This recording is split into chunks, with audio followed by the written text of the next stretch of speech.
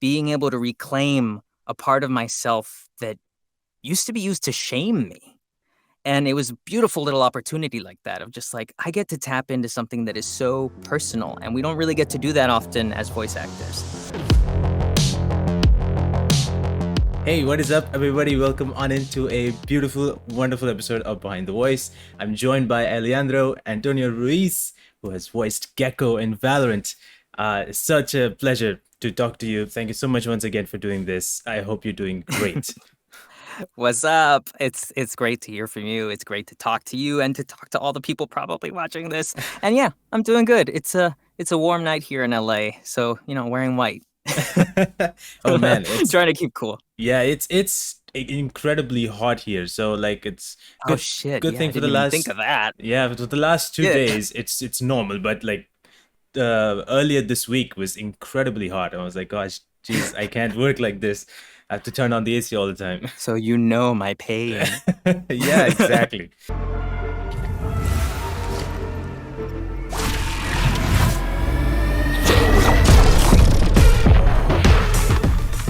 But yeah, I mean, first of all, congratulations on this amazing character being out on Valorant. You did such a great job. I love the playfulness of your character. It's so cool. So that's Thank you amazing. so much.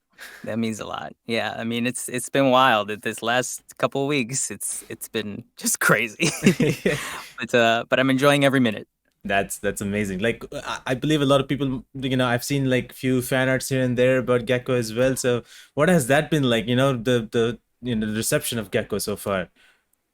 I mean, the Valorant community is just lovely. Like, they are so supportive. They are so excited.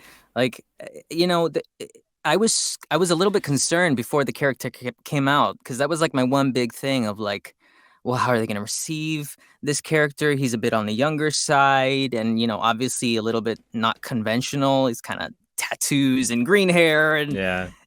and he's also like all the other agents have been from a specific nation. He kind of straddles two, and Mm. he's the child of immigrants. So that's a completely new story for this game. And then it came out, and to see that reaction when Wingman showed up and just like during the tournament and everything, and people start cheering, and I was like, oh shit, yeah, yeah, okay, I think we're gonna be okay. That's So amazing. it's just been great. And yeah, seeing all the fan art, I mean, people love him, and he's cool. He's really, at least, I mean, I'm biased, but I think Oh, he's really cool. he is really cool. I watched the trailer and the song of the trailer was so cool and I kept on listening to it back and back to back. It was so great. It was like in my playlist right now. Like listen to it. It's so wonderful and I love the trailer. I love the reveal and obviously the three pets that he has. What do you think about Four, those? Oh, four. Yeah, that's true. That's true. How? four, What? and What do you think about it? and they're not his pets. I have to say, they're not his pets. They are his critters, his creatures, his buddies. Definitely not pets. Um, because they got a mind of their own. They're all kind of like formidable in their own way, and there's that mutual care, of Yeah. course. But we worked pretty hard, and that was a big part that was important to me, was like establishing the relationship between him and these creatures. Like what is that relationship? And Mhm. we kind of discovered that while we were working. But I love him. I mean, I don't think I've ever said this publicly yet, but before I started acting, when I started going to college, I was pretty set on a course to become a vet. Oh. And I love animals, always have since I was a kid, like obsessed with them. If you were to ask me anything about like African mammals or dinosaurs or some shit like that, like I was that kid, that annoying kid. And so when I got the part, and then they told me, by the way, he's got these creatures, I was like, of Great. course, like it's just perfect. Like I got this. That's So what you yeah, need. no, Yeah. I love them. I love them, That's and amazing. and they're adorable. How could you not? Oh yeah, they're so adorable. I'm like, wow, these creatures are so cute. Like it's amazing to Yeah. think.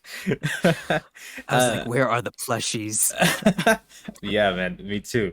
Do you have like, I mean, I believe you must have been asked these questions about if there any favorite, and I'm not so sure if you can choose. I'm taking the truthful answer to this to my grave. The only people that know the true tea are the people at Riot Unidos, who are the Latin American team that helped build a lot of what became Gekko Hmm. and inspired a lot of the writing. And so I met with them and we had that little chit chat in private. So they know, but no one else knows. And I Um, give the official answer, which is like, they are all special. They are all wonderful. They are all my favorites. And Gekko wouldn't be Gekko without all four of them. that's true. That's very much true. Yeah. What was kind of the approach in bringing this character to life? Because I know this character is like so playful, and I love that about this because like it's so like everybody like has that either they're dark and they're a little bit serious. He is like I feel like I can hang out with him. Like what was that kind of approach? So, at least on the personal side, for me, so much of it was like learning to tap into what I grew up around. Like, I grew up in East LA, and that's where Gekko's growing up too. So, for me, it was like being inspired by my friends when I was a kid, by my brother, by my family members, by me before I went to drama school and had the accent drilled out of me because they told me I would never work with an accent.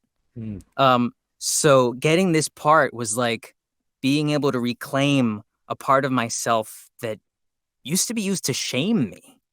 And it was a beautiful little opportunity like that of just like, I get to tap into something that is so personal. And we don't really get to do that often as voice actors. yeah. Um, so there was that aspect, but there was also like bringing that humor was important to me because I feel like a lot of Latin American characters in video games, they tend to be these like overly tough criminals, very Yeah. macho, and I remember seeing the artwork for Gekko and thinking like, yeah, he's tough, but he's young, and there is something about Mexican American culture here in LA that is just so chill, and we love poking fun at each other and I wanted to bring that, and I brought that in that first audition, and I think they were surprised, and it kind of changed a little bit of who he was, uh, That's so cool. because it was unexpected for them. Yeah, that's wonderful. Yeah, as you said, like it's unexpected for me to have like a character in Valorant like that, and it's so fun because I really like that. Like it was a different character at the same time, and like I just immediately liked him.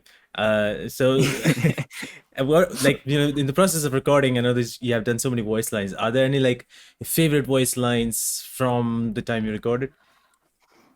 My favorite, and I think I already said this on TikTok, so forgive me to anyone who's watching that has heard this before, because it's true, and I'm gonna repeat it. My favorite in session was one that was an accident because the line was, I think it's either Dizzy or Thrash that makes this little creature sound. Mhm. And then Gekko responds because there's the creature says something about Chamber, and Gekko says, Chamber, don't listen to her. You look great. And there's that tiniest little pause. Yeah. And I think that was my first take where I had that little pause, and we all just started laughing because it sounded like he was, like not trying to insult him, but kind of insulting him. Yeah. And we just kind of laughed, and we were like, "Well, we know what we got to do now. That has to be the one. That's the hero." So there's that one. But I also loved that, like, we also got to play around with a lot of improvised things, a lot of slang. There were things that I brought into the room in that first audition that made it all the way into the game, and that was wild for me. Wow. Like, I was like, I got to write that line, and it stayed, which is rare in video games. So that, and anything that he says about his mom, because he's like so tender Yeah. and just like such a sweetheart when it comes to his mom. And I was like, that's something we haven't seen very often, and I like that they kept that. Yeah, me too. It's like those are very cool lines, and I love that love that he has. It's so wonderful to see that. But you mentioned TikTok. Like I know you do a lot of TikTok. Like Yeah. what inspired you to like, create content over there? Originally, I am much like Gekko in this way, in that like I I can disconnect forever. Like, I'm so bad at answering phone calls and messages. I'm surprised I answered you in a timely way, to be honest, because like I'm that friend that just gets lost sometimes. So so I shared that with him, and I think there was a bit of that resistance to like wanting to join too many social media platforms. But then as the date was getting closer, I started seeing the excitement. I started seeing that people were looking for a way to channel that. And I was like, I think it'd be really cool to like first of all, be able to thank people and tell them like, thank you for your excitement. Thank you for your enthusiasm and their kind words, but also like give them a place to send all that energy. Yeah. Um, and the other cast members, like, you know, Vanille and Miranda were Mm. telling me like, you got to join TikTok. You got to get on there. Like they're gonna love you. You're so fucking funny. So I was like, okay, if you say so. Wow, that's wonderful. It's unfortunate because we here we can't watch TikTok because it's banned, so you have to use VPN and go from there, and it's Right. like a whole different thing. But I did. Well, who knows how it's going here too? So Oh, you we'll never see. know. Yeah, that's things are changing so Sorry, greatly. you were saying. Yeah, I mean, what I was saying that is I watched like couple of your, I think it was on YouTube that I watched it. You're doing some voice lines, and I was like, oh, you can just easily just jump into it, in the character being the character. So like was there kind of like a kind of prep exactly on like what you need to do in order to prepare to get into this character, or you just like it was kind of like easy to get into it? I think it was one of the easier ones for me because he kind of sits a little bit closer to my natural voice. Hmm. And for me, it was just kind of tweaking, dialing in how much of the accent do we want? Do we want to push it? How young is he? I know was one of the things like I thought about a lot for that initial audition. Um, but I think he's pretty close to me, so there wasn't too much difficulty. And then, yeah, I can bring it in pretty quickly, thankfully. Sometimes, it takes a lot of work to, especially a guy with a voice like me. Like anytime I get cast as a deep voice character, I'm like, okay, I gotta warm up. Like, gotta spend an hour driving to the studio warming up because I gotta be able to reach down there and and keep that voice. Yeah. But it's nice when you get to just be funny and kind of be yourself. I mean, you mentioned about like having a different kind of voice. What was like your biggest challenge in the voice acting in general? In doing these voices, deep voicing was like one of the things where you have to like warm up a little bit. Was that the biggest challenge? Was there anything else? Um, I think a lot of the challenges for me weren't external. I think a lot of them were internal. It was Ah, like feeling like I deserved to be there yeah. because I'm the new guy in a lot of these, Hmm. situations, and learning that like I am talented enough. It's just that those doors were never open until very recently. Yeah. And it's just funny how much like actors we tend to psych ourselves out in that way, especially when you're within you exist within a marginalized community, whether you're a person of color or a queer person. That kind of imposter syndrome can come up of just like, do I deserve this? Yeah. Or like, is am I crazy? Or are they sure? Um, but then you realize, no, like I'm actually pretty damn good at my job. Yeah. So that would be the biggest thing, and thankfully, like that's long gone. But when I first started out, that was a big part of it. And now it's just like practical stuff, like warming up and make sure, like if I got a session where I'm going to scream for 4 hours as a deep voiced cop or something, then I got to warm up or something, or I'm going to lose my voice. Yeah, that's true. That's true. And it's so wonderful to I know that you've been part of other games as well.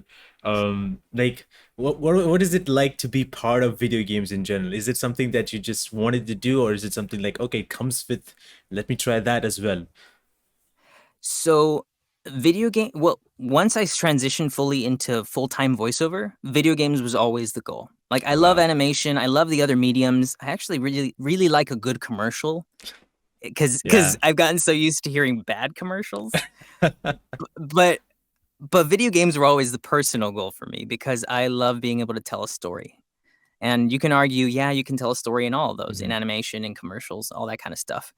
But for me, like I grew up with story-oriented video games, a lot of RPGs, a lot of these epic big stories that take you like weeks or months or you never finish them. Like if you're playing Skyrim, who Oh my finishes God. that? Who finishes that? Yeah, Like that's a big like I one. remember one of my first video games that I bought with my own money. I was a tiny child.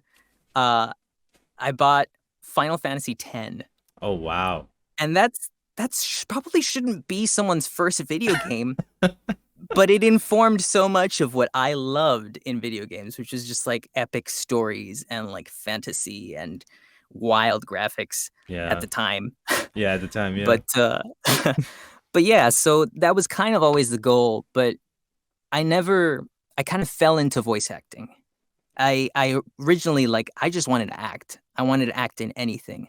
And as a kid learning that that was one avenue, watching cartoons, it kind of blew my mind seeing like, oh, that's a job? Like actors are doing that? I Yeah. can do that too.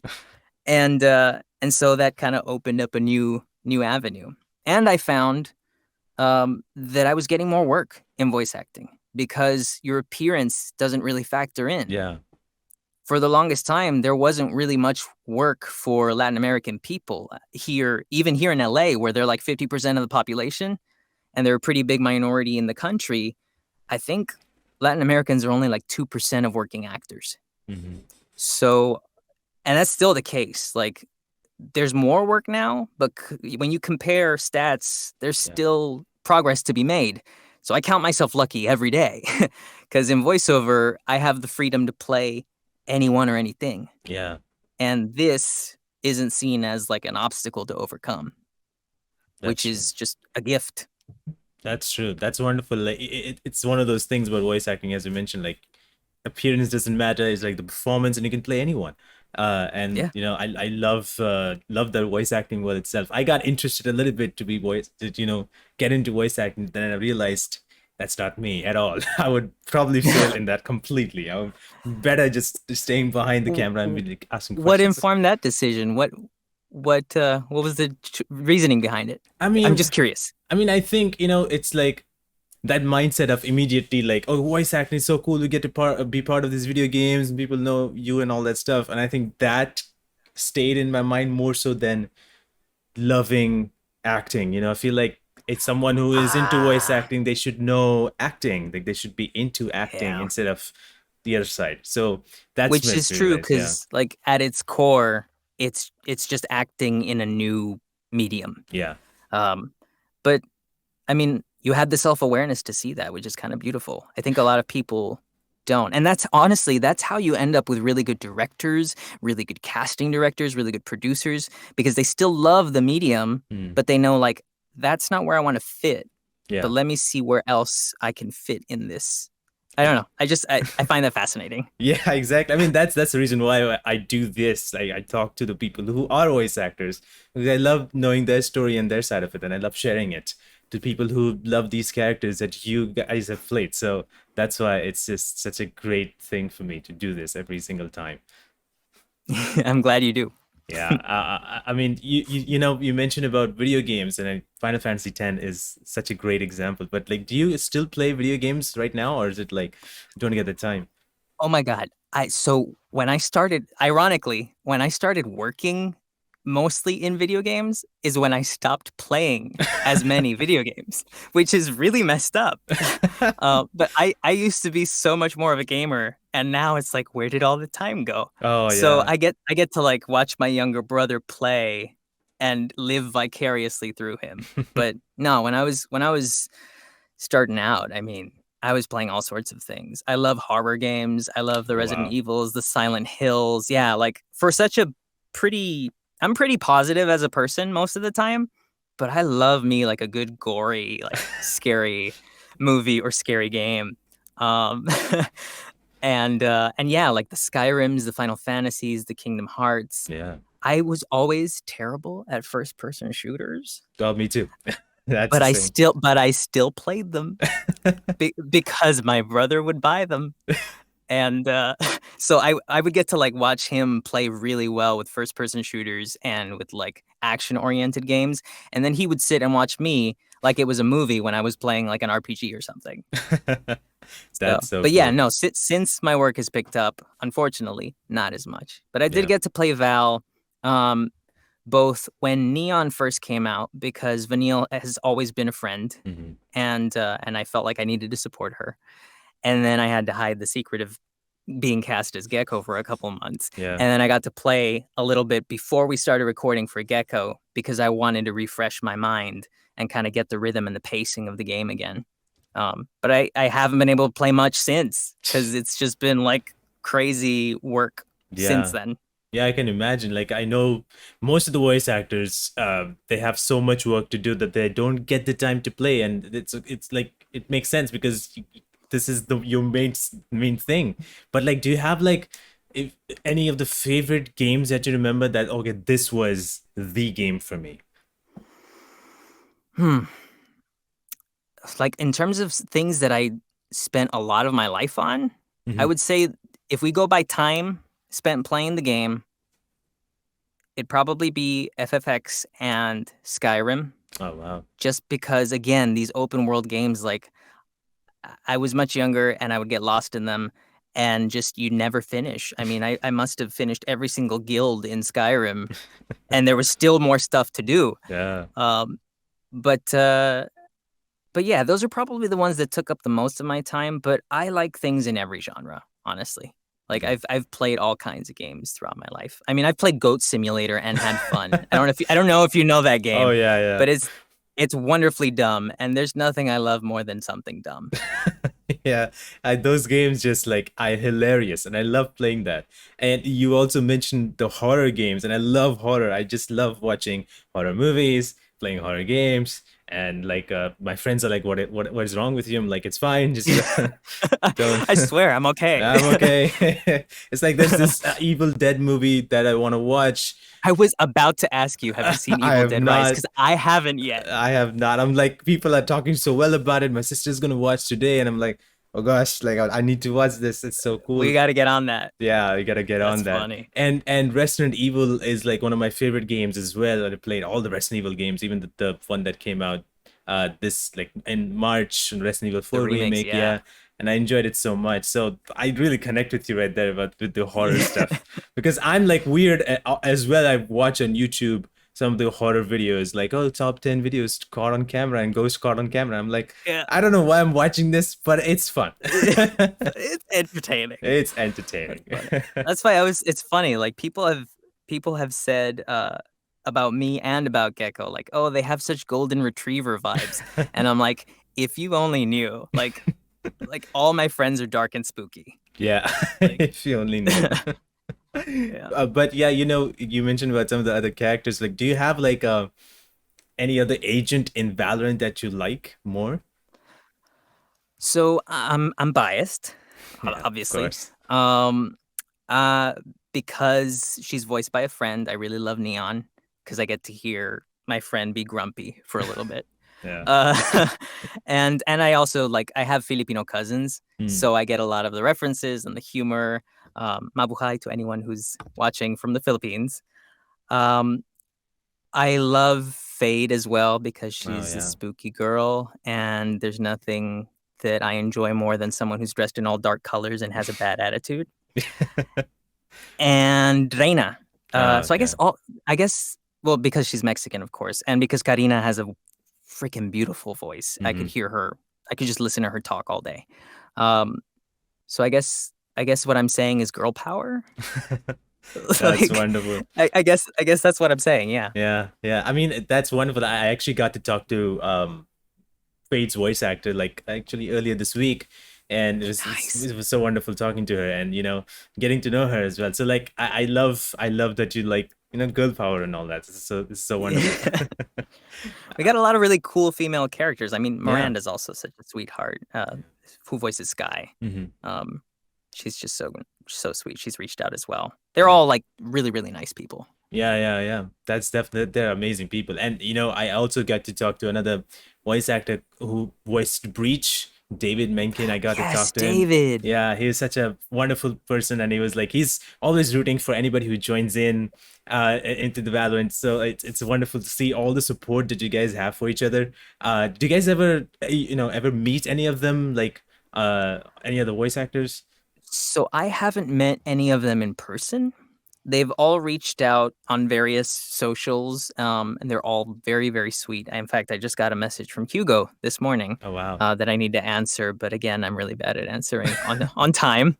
Um, who voices Chamber, as you know. Mhm. Um, but no, I haven't met any of them in person yet. I know that we're going to be doing a virtual event soon as a cast Uh, in like a couple weeks, maybe. that's awesome. They haven't pinned down the date yet, but we'll be announcing it like on Twitter and TikTok and stuff.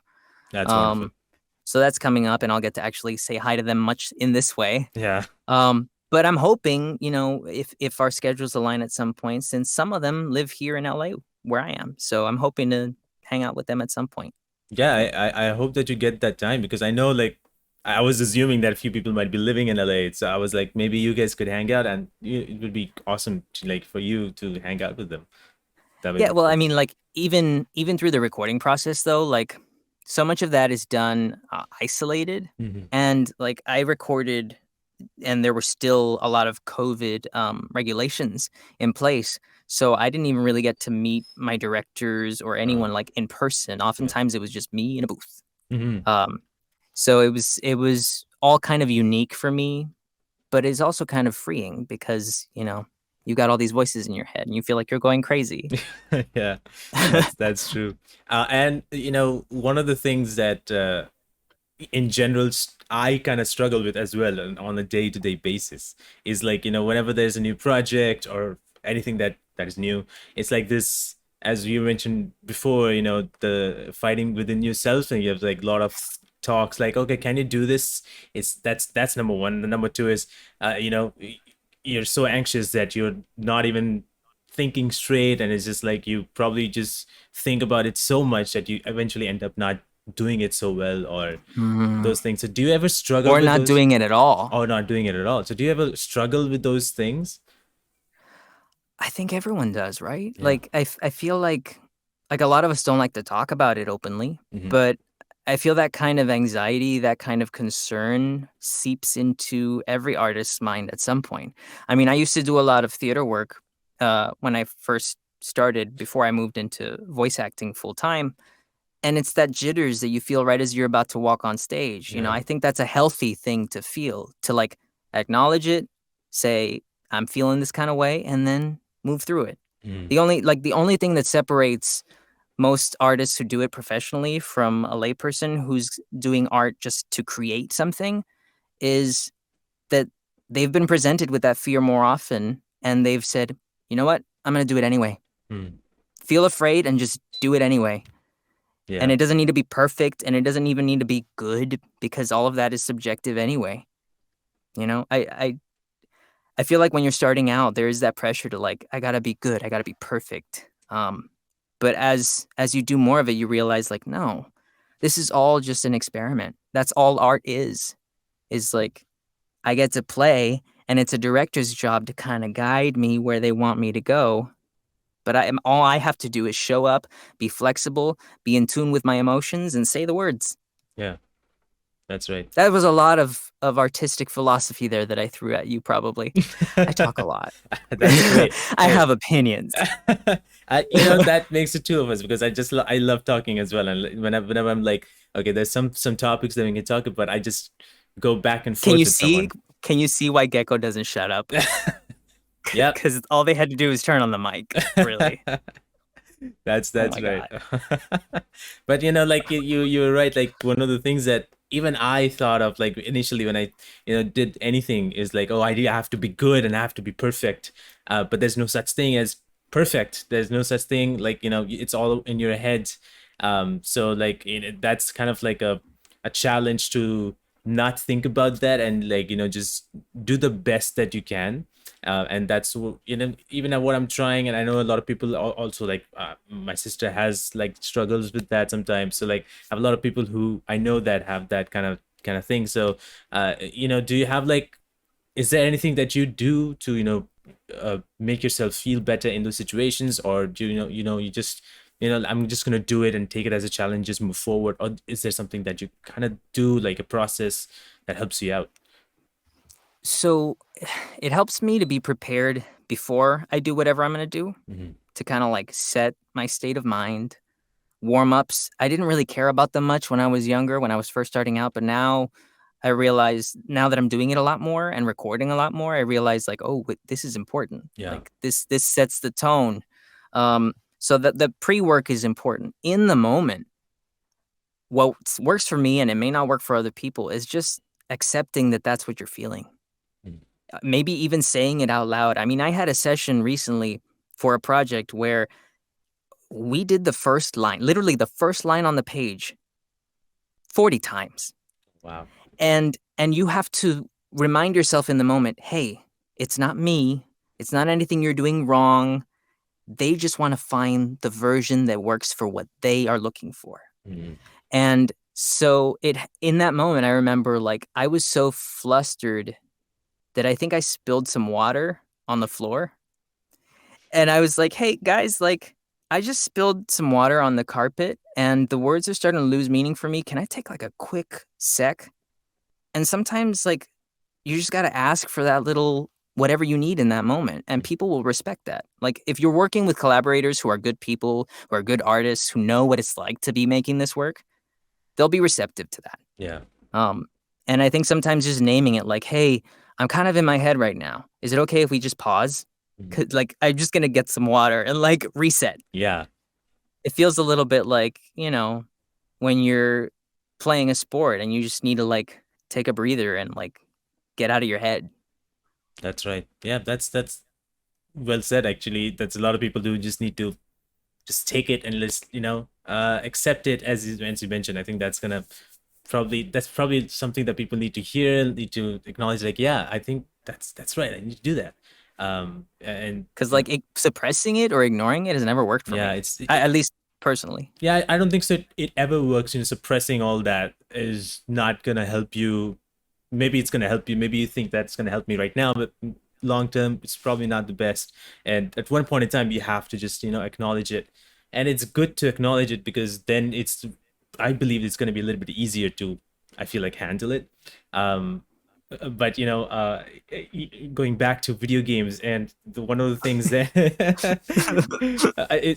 I feel like whenever I'm like in this weird state, like I feel like, okay, I'm thinking too much, I always jump back to video games sometimes. And it's either some of the games that It's all connected, it's all man. It's connected. all Yeah, it connected. is all connected. And I just go back and I get more focused in that. And I'm like, and it's so weird because I'm like, I'm having sometimes I'm like a little bit negative. Okay, this thing did not work out. I'm like something like that, and I play a game which is also in that state where the story is a little bit different and depressing, or not exactly depressing, but it's like a very complete drama and something emotional is going on. I'm like, why am I playing something emotional when I have no idea, but this is great. I just love this. Well, I mean, I don't know about you, but that's why I watch scary movies. Like that's why I watched dramatic things cuz like and I say this to my friends all the time, like who ask me like, "Why do you watch scary things?" I'm like, "Cuz when I'm watching it, I think that's not my life." Like I'm safe Yeah, on a couch or a bed and I'm okay and my life isn't those circumstances. I'm not being chased by a killer. I just yeah, have to answer a few emails that I'm stressed out about. yeah. Like Oh my like God. it's why we go to entertainment. It's why it's part of it. It's part of why we play video games is because we Yeah. get immersed in this story that like sometimes allows us to appreciate what we've got. Yeah, that's right. That's actually very right. It's so we're so safer than all these people who in the movies who are just getting killed and haunted. I would not be in that zone. Oh my God. Yeah. But is was there any video game that you always wanted to be a part of, or is like you just want to be part of games in general? I mean, I think for the longest time, and this changed for me recently. For the longest time, I was kind of in that perspective as a young voice actor of like chase the dream. And like I'm gonna chase the dream, and then when I have the dream, I'll be happy, and I'm gonna get there. And about a month or two ago, I realized I'm living the dream. Mhm. Like I'm a working actor who gets paid for it. I am just grateful for that. And anything else that comes along is gonna be wonderful, but I'm already like I think things are gonna get incrementally better from here. Yeah. But as the child of immigrants who worked mostly manual labor, who worked long hours to build a life so that I could play pretend for a living, like, I'm happy. Yeah. I got it. And because I could give you the other answer of like, oh well, when I was a kid, like I really wanted to be in the Final Fantasy games and stuff, and now I'm like, if it happens, it happens, and if it doesn't really matter because I'm happy and Yeah. I'm getting jobs and I'm getting really cool auditions and I'm making friends that are other voice actors, and I'm like, that's worth it. That's what I wanted. Yeah, that's it's so amazing because it's so inspiring to hear that okay, you have this passion, you had this ambition, and you're there, you're getting it, you're achieving it, and there's like a lot more to achieve, and it's just like kind of the beginning, and it's so awesome. So anybody who is, I know a lot of people, some of my friends who want to get into voice acting and have that ambition. What do you have to say to them? Like they're starting out, or you know that they have this vision in their minds, like what do you, any advice that you have for them? So, I mean, I could teach a whole TED talk on this or like a whole lecture. So by all means, stop me if I go on for too long. No problem. Because like I would say that at its core, right? We said early on, at its core, it's acting. Yeah. So you got to treat it like you are learning to act and treating that as a craft and developing that and learning how to listen to people, learning how to observe people, specific to voice acting, learning how to train your ear so that you can hear the way that people shift their pitch and their tone and where they put their breath support and all that sort of stuff. But at the heart of it all, they have to have a passion for it because much like you said earlier, if that specific passion isn't there, that's really all we've got that's driving our interest because when you're starting out, the money's not great enough, to be completely honest, and the work might be inconsistent depending on who you are or what market you live in or Hmm. whatever. So you gotta love it. You gotta love it. You gotta absorb that information. You gotta watch content that's being created. Um, I still love cartoons, probably like more than most adults, which is, sometimes gets a few awkward remarks from friends who are like, "Really, you're watching Arcane for the fifth time?" And I'm like, it's "Yes, just it's a beautiful work of art." it's just that good. Yeah. Oh man. So So going back, the cartoons and stuff, and I think I love animation so much. Is there anything that you know I don't know, it's really hard to pick one, but you have like any top threes and favorite animated movies or shows? hmm. Oh, that's a hard one. That's a really hard one. Yeah. Um, so I won't say that there are top three. I won't give you a top three in terms of like these are my absolute Hmm. favorites or like the ones that I go back to because there's literally so many. Yeah. But but what I can say is like a few that informed me and my sort of sense of humor and inspired me as a kid would have been things like Courage the Cowardly Dog, Oh my God. because it's so twisted and kids probably shouldn't have been watching it. But I was a late '90s kid, so like, yeah. Oh man. So that and then like Daria, which was also maybe too adult. Like Yeah. I grew up on things that probably shouldn't have been watched by children. Things like that were very influential as far as animation goes, and I still kind of gravitate toward that kind of like just on the edge Hmm. of appropriate animation. Yeah. Lots. Thankfully, there's a lot of adult animation nowadays, which is really cool. We're seeing like a lot of network animated series, Bob's Burgers, and all that kind of Hmm. stuff. Yeah. I'm happy about So that as well. And Courage the Cowardly Dog was such a iconic yeah, one to watch. I was like, wow, what am I watching? It's so fun. I don't know what it is, but it was like so great. And there's so many episodes like like remember so much. I don't know remember the names, but I remember the moments. Like I watched that and I enjoyed that. I don't know why. like I knew something was up when I had a crush on that lady that came out of the tub drain. Oh, yeah. The fish lady with the Yeah. big jaws and stuff. I was like, when she was dancing, I was like, "What is this? Like, why do I like this?" Yeah, it's just the weird stuff, but love it.